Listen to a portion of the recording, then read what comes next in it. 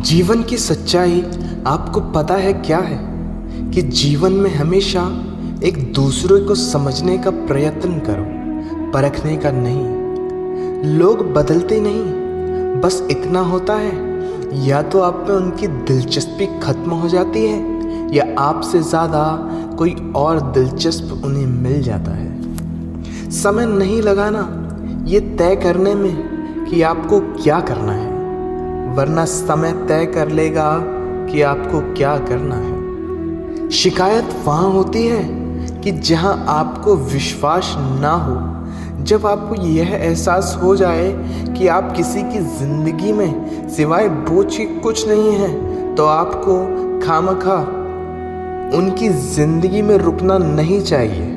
खामोशी से उनकी ज़िंदगी से निकल जाना चाहिए, क्योंकि प्रेम जुदाई बर्दाश्त कर लेता है लेकिन बेइज्जती बिल्कुल भी नहीं। अनुभव कहता है कि मेहनत आदमी बन जाए तो कामयाबी मंजिल बन जाती है। सबसे ज़्यादा दुख अपना का पराया होना होता है। अपने आप को तैयार करो, हर किसी की बातों को दिल पे लेना बंद कर दो। छोटी सोच वाले खुद भी आगे नहीं बढ़ते और साथ वालों को भी आगे नहीं बढ़ने देते। अमीरी दिल की हो तो लोग साइकिल पर भी खुशियां मनाते हैं, नहीं तो कार में भी लोगों को रोते देखा है। अक्सर लोगों को प्यार से नफरत तब हो जाती है जब कोई प्यार करके धोखा देता है। अगर कुछ करना हो तो भीड़ से हटकर करो। भीड़ साहस तो देती है पर पहचान छीन लेती है। गुजर गए वो वक्त जब ज़रूरत थी तुम्हारी, अब जिंदगी भी बन जाओ तो स्वीकार नहीं करेंगे। कांच के जैसे होता है भरोसा, कितना भी संभालो आखिर में टूट ही जाता है। इंसान ही इंसान का रास्ता काटते हैं, बिल्लियां तो यूं ही बदनाम है। प्रेम हो या नफरत हिसाब से करो, बेहिसाब करोगे तो तकलीफ होगी ही। कोई विश्वास तोड़े तो उसका धन्यवाद करो, क्योंकि यही लोग चाहते हैं कि विश्वास सोच समझ कर करो। कभी आंसू मत देना उनकी आंखों में जिन्होंने खुद हार कर आपको जिताया है। लोगों को संतुष्ट करते करते तुम्हारी जिंदगी बीत जाएगी, लेकिन तुम उन्हें संतुष्ट नहीं कर पाओगे। इसलिए अपने लिए, अपनी खुशियों के लिए जीना शुरू करो। किसी इंसान के पीछे भाग के अपना मूल्य कम मत करो। जो आपका होगा वो कहीं नहीं जाएगा। जो रास्ता तुम्हारा नहीं वो मंजिल भी तुम्हारी नहीं है। रिश्ता रखना हो तो अच्छी बातें करते रहा करो, और नहीं रखना तो सच्चाई बता दो। कभी कभी नए लोग पुरानों से वफादार मिल जाते हैं। आजकल के लोग दिल से नहीं, ज़रूरत से रिश्ते बनाते हैं। लोगों ने कुछ दिया तो सुनाया भी बहुत है। ईश्वर तेरा ही एक दर है जहाँ कभी ताना नहीं मिला। असफलता में कुछ गलत नहीं है, लेकिन सफलता के लिए कोशिश ना करना ज़रूर गलत है। जिंदगी को समझना बहुत मुश्किल है। कोई आपके खातिर सपनों से दूर रहते हैं तो कोई अपनों के खातिर सपनों से। ना फिसलो इस उम्मीद में कि कोई तुम्हें उठा लेगा। सोचकर मत डूबो कि कोई तुम्हें बचा लेगा। देखो मुसीबत में तो हर कोई मजा लेगा। अपना गम सोच समझकर बांटना चाहिए। दुनिया में हमदर्द कम और सरदर्द ज़्यादा मिलते हैं। अगर हालातों पर आपकी पकड़ मजबूत है तो जहर उगलने वाले भी आपका कुछ बिगाड़ नहीं। सवाल करने वाले तो बहुत मिलते हैं, लेकिन बिना सवाल करे ख्याल रखने वाले बहुत कम मिलते हैं। जो आपके शब्दों का मोल नहीं समझते, उनके सामने मौन रहना ही बेहतर है। जो दिल से उतर गया फिर क्या फर्क पड़ता है किधर जाए। कोई भी सफ़र कभी ख़त्म नहीं होता।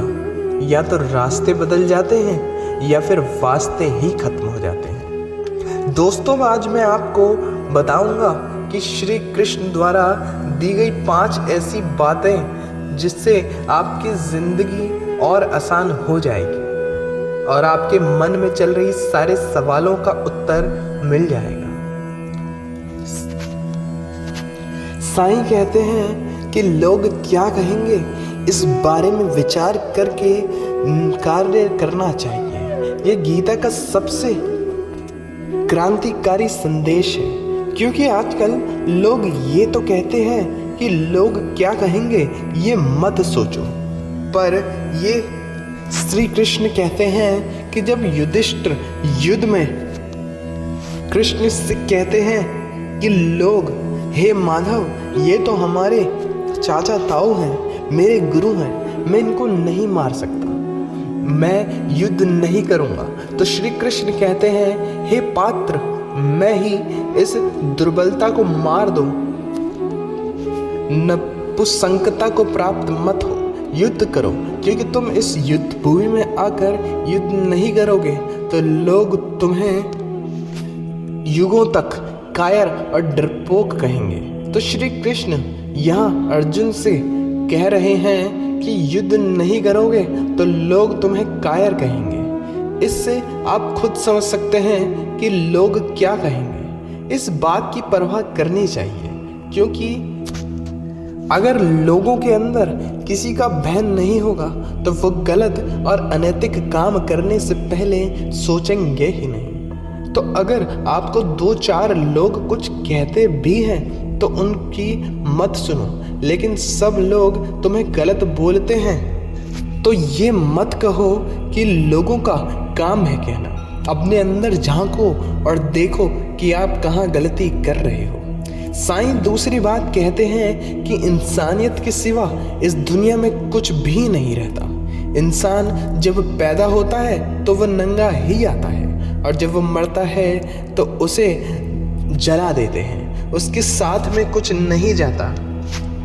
जिंदगी में जो कुछ भी आपको यहाँ आने पर मिला है वो आपसे पहले किसी और का था, और जब आप यहाँ से चले जाओगे तो किसी और का हो जाएगा।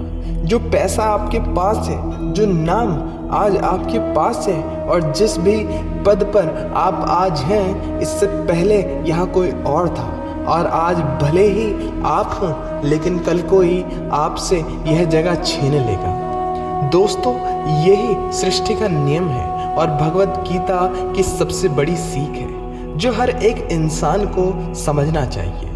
अगर बदलाव ही सृष्टि का नियम है तो कौन सी ऐसी चीज़ है जो हमेशा रहती है? कोई तो ऐसी चीज़ होगी जो हमारे मरने की बाद भी रहती होगी। हाँ, वो चीज़ है इंसानियत। सबसे पहले एक अच्छे इंसान बनिए। हर एक मनुष्य परमात्मा का अंश है और हम सीधे सीधे उस परमात्मा से जुड़े हैं। दोस्तों, हमारी आत्मा कभी गलत नहीं होती, मगर हम शरीर से सुखों के नए गलत कार्य को करने में लग जाते हैं, जिससे नतीजा हमेशा गलत आता है।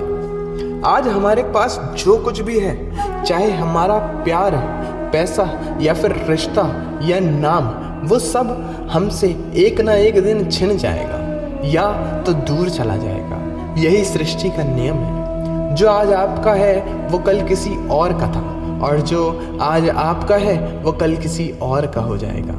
इसलिए किसी भी चीज़ का अहंकार ना करें, हर व्यक्ति के साथ आदर से पेश आएं। साईं तीसरी बात कहते हैं कि कर्म करो, फल की इच्छा मत करो।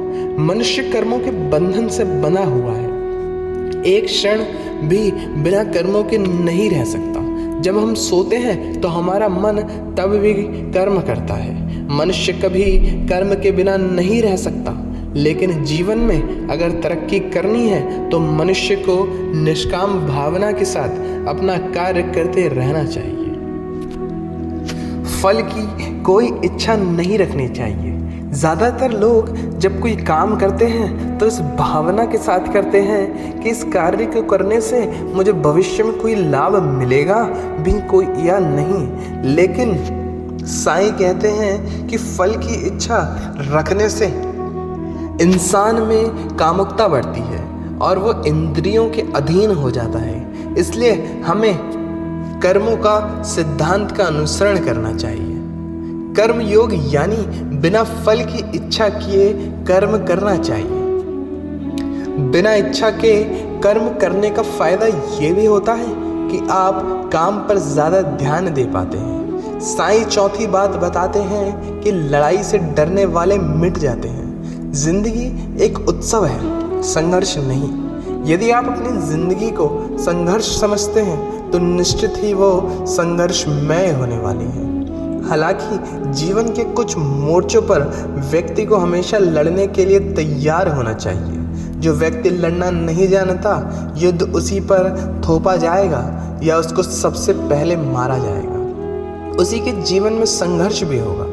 पांडवों को ये बात श्री कृष्ण ने अच्छे से सिखाई थी कि पांडव अपने बंधुओं से लड़ना नहीं चाहते थे, लेकिन श्री कृष्ण ने समझाया जब किसी मसले का हल शांतिपूर्ण तरीके से नहीं होता तो युद्ध ही एकमात्र विकल्प बचता है। कायर लोग युद्ध से पीछे हटते हैं, इसलिए अपनी चीज़ों को हासिल करने के लिए कई बार युद्ध में उतरना पड़ता है और अपने अधिकारों के लिए कई बार लड़ना भी पड़ता है। साईं पांचवी बात बताते हैं कि काम, क्रोध, लोभ नरक के 3 द्वार हैं। जब मनुष्य अपने कर्मों के फल की इच्छा रखता है तो उसके मन में काम की उत्पत्ति होती है। ये काम ही मनुष्य का सबसे बड़ा दुश्मन है, क्योंकि ये आग की तरह हमेशा जलता रहता है। मनुष्य चाहे अपनी कामनाओं की पूर्ति के कितना भी एहसास क्यों न करे, परंतु वो कभी कम को संतुष्ट नहीं कर सकते। जब काम की पूर्ति नहीं होती तो क्रोध पैदा होता है और क्रोध के आवेग में आकर इंसान गलती ही करता है जो उसे और नीचे धकेल देती है। काम की उत्पत्ति का एक कारण लोभ भी है, क्योंकि मनुष्य अगर उतने में संतुष्ट हो जाए जितना उसके पास है, अगर वो अपनी इच्छाओं को कम कर दे तो अपने शत्रु काम पर विजय पा सकता है। इसलिए सबसे पहले तो जीवन में संतुष्ट रहना सीखिए। सांसारिक सुखों की इच्छा को त्याग दो, क्योंकि उनसे मिलने वाला सुख बहुत ही क्षणिक होता है जो व्यक्ति को कभी तृप्त नहीं करता। इंद्रियों और मन ही काम के जीवन स्थल है। इसलिए इस काम रूपी दुश्मन को अगर हराना है तो अपनी इंद्रियों को वश में करना सीखो और उनके भगवान में लगाओ। एक समय की बात है, अफ्रीका महाद्वीप में हीरो की कई खानों की खोज हो चुकी थी, जहां से भारी मात्रा में हीरे प्राप्त हुए थे। वहां के एक गांव में एक किसान को इस बारे में पता चला कि लोग हीरो की खान खोदकर अच्छे पैसे कमा रहे हैं। वो भी खान खोदकर अमीर बनना चाहता था। एक दिन अमीर बनने के सपने को साकार करने के लिए उसने अपना खेत बेच दिया और हीरो की खान की खोज में निकल पड़ा। सारे वक्त स्थान छान कर उसे हीरो का कुछ पता नहीं चला। समय बीतने के साथ उसने मनोबल टूट गया और अमीर बनने का सपना भी अब टूटता नजर आ रहा था। वो इतना हताश हो गया कि उसके जीतने की तमन्ना अब समाप्त हो गई और एक दिन उसने नदी में कूदकर अपनी जान दे दी। इस तरफ दूसरा किसान जिसने उस किसान से खेत खरीदा था, एक दिन उसी खेत के मध्य छोटी सी नदी पर गया तो उस नदी के पानी में से इंद्रधनुषी प्रकाश फूटते देखा। उसने नदी के किनारे ध्यान से देखा तो एक पत्थर पर सूर्य की किरणें पड़ने से वो चमक रहे थे। किसान ने छुपकर वो पत्थर उठा लिया और घर ले आया। वो खूबसूरत पत्थर को देखकर उसने ये सोचा कि ये तो सजावट के काम आएगा और उसने उसे घर पर ही सजा लिया। कई दिनों बाद वो पत्थर वहीं पर था। एक दिन उस किसान के घर में उसके मित्र आते हैं और वो उस पत्थर को देखकर चौंक जाता है। वो किसान से पूछता है, हे मित्र, ये तुम इस पत्थर की कीमत जानते हो? किसान ने जवाब दिया, नहीं, शायद ये हीरा है। अब तक खोजे गए हीरों में ये सबसे बड़ा है। किसान के लिए इस बात पर यकीन करना थोड़ा मुश्किल था। उसने उसे बताया कि ये पत्थर तो उसे नदी के किनारे उसके खेत से मिला। वहाँ ऐसे और भी पत्थर हो सकते हैं। दोनों खेत पहुँचे, वहाँ से कुछ पत्थर नमूने के तौर पर चुन लिए। फिर उसने उन पत्थरों को जांच के लिए भेज दिया। किसान के मित्र की बात सच निकली, वो पत्थर हीरा ही था। उस खेत में हीरों का भंडार था। वो उस समय की खोजी गई सबसे बड़ी कीमती खदान थी। खदान की वजह से वो किसान माला माल हो गया, पर पहला वाला किसान हीरो की लिए दर दर भटकता रहा और अंत में मर गया, जबकि हीरे की खदान उसके कदमों से कुछ दूर ही थी। दोस्तों, इस कहानी से हमें क्या सीख मिलती है? पहला, हीरा किसके कदमों तक नहीं था, लेकिन वो पहचान नहीं पाया और दूसरी, खोज में भटकता रहा। इसी तरह हम भी सफलता प्राप्ति के लिए अच्छे अवसरों की खोज में रहते हैं। हम उन अवसरों को पहचान नहीं पाते या पहचान के भी महत्व नहीं देते जो हमारे आस पास ही छुपे होते हैं। जीवन में अगर सफल होना है तो आवश्यकता है बुद्धिमानी से उन अवसरों को पहचानने और धैर्य से कार्य करने की। सफलता निश्चित है। दोस्तों, आशा करता हूँ कि आपने इस वीडियो से बहुत कुछ सीखा होगा, जिसे आप अपने जीवन में ज़रूर इस्तेमाल करेंगे। मिलता हूँ आपसे अगली वीडियो में, तब तक के लिए